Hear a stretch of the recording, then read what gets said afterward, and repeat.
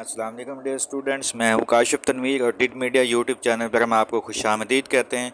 अच्छा, lecture start करने से पहले आप लोगों से छोटी सी रिक्वेस्ट है कि अगर अभी तक आप लोगों ने हमारे चैनल को सब्सक्राइब नहीं किया तो उसे सब्सक्राइब कर दें और साथ में लगे हुए बेल आइकन को ज़रूर प्रेस कर दें ताकि हर आने वाली नई वीडियो का नोटिफिकेशन आप लोगों को बर वक्त मिल सके। चलिए स्ट्रेट अवे हम अपने टॉपिक की तरफ आते हैं।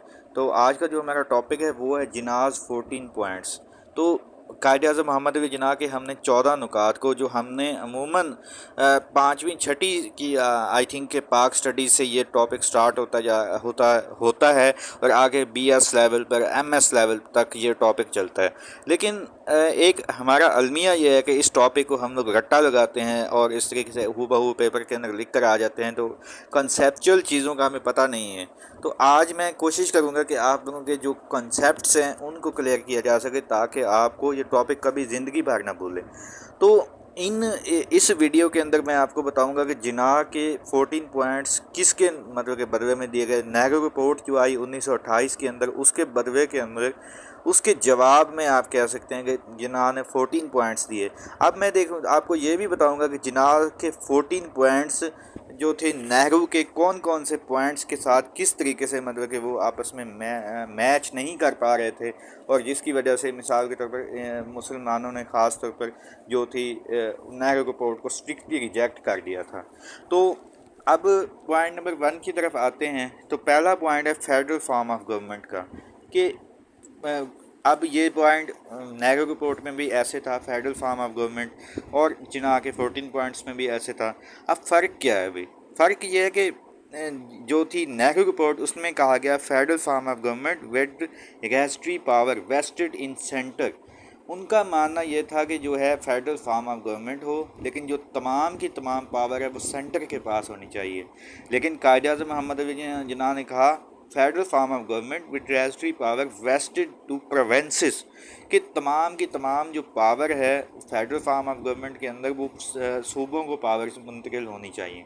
यहाँ पर आपको मैं फ़र्क बताता हूँ कि अगर पावर जो ज़्यादातर सेंटर को दे दी जाती तो सेंटर के अंदर तो हिंदूज़ मेजॉरिटी में थे, तो इससे क्या, इससे तो मुसलमानों की एक किस्म की तबाही छुपी हुई थी कि वो कोई भी बिल, कोई भी अपना या कोई अपनी डिमांड मनवा ही नहीं सकते थे, क्योंकि तमाम की तमाम पावर तो सेंटर के पास थी और सेंटर के अंदर जो थी मेजॉरिटी वो हिंदुओं की थी। तो इसी वजह से कायद-ए-आज़म मोहम्मद अली जिन्ना ने कहा कि आप तमाम जो पावर हैं वो प्रोविंसेस को मुंतकिल करें।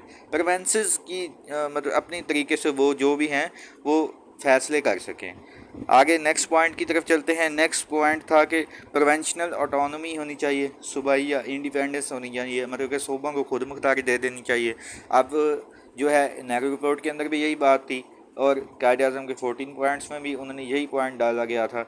अब इसके अंदर फ़र्क क्या था? नेहरू रिपोर्ट के अंदर कहा गया कि रिलेटिव ऑटोनॉमी होनी चाहिए। रिलेटिव ऑटोनॉमी से मुराद ये होता है कि तमाम सूबों के अंदर यकसा मिसाल के तौर पर उनको खुद मुख्तारी ना दी जाए, किसी को ज़्यादा दे दिया है, किसी सूबे को कम, वो उनके मतलब हालात के तकाज़ों को देखते हुए दिया जाए।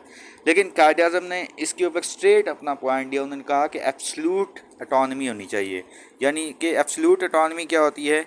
ए uniform major autonomy shall be granted to all provinces, मतलब कि तमाम प्रोविंसेस को यकसा मतलब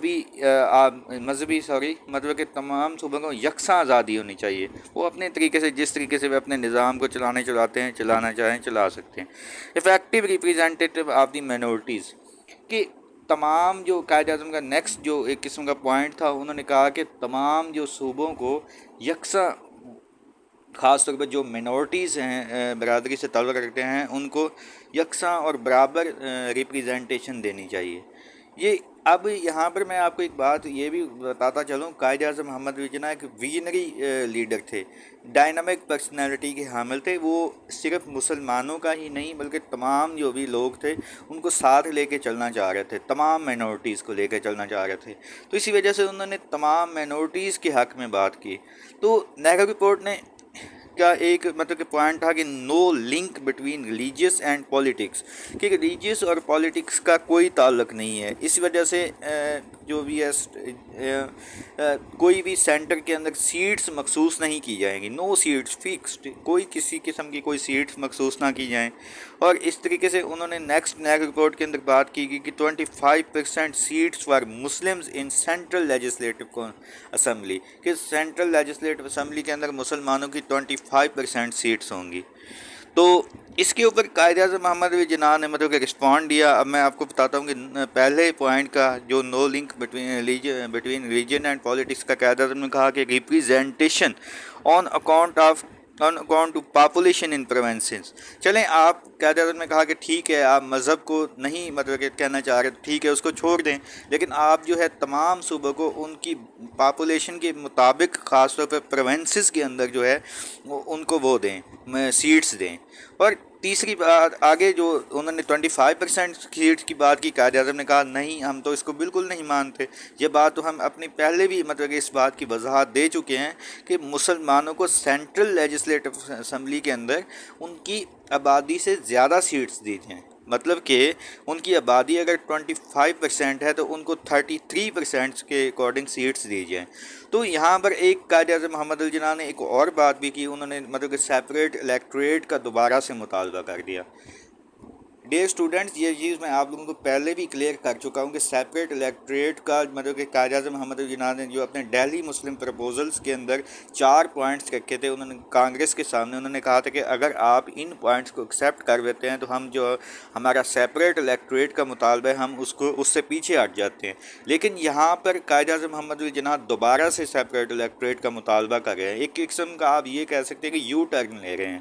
تو اگلے لیکچر کے اندر میں آپ لوگوں کو کلیئر کروں گا کہ قائد اعظم محمد علی جناح نے دوبارہ سے سیپریٹ الیکٹوریٹ کا کیوں مطالبہ کیا، آخر ایسی کیا مطلب کہ چیز تھی جو انہوں نے محسوس کی. تو آج کا لیکچر ہم یہیں پہ ختم کرتے ہیں. Do write your questions in comment box below. آپ لوگوں کا کسی قسم کا بھی کوئی پاک اسٹڈیز سے ریلیٹڈ ایشو ہو تو آپ وہ میرے ساتھ ڈسکس کر سکتے ہیں. انشاءاللہ تعالیٰ اس کو سالو کیا جائے گا. اسٹے ٹیونڈ اینڈ اللہ حافظ.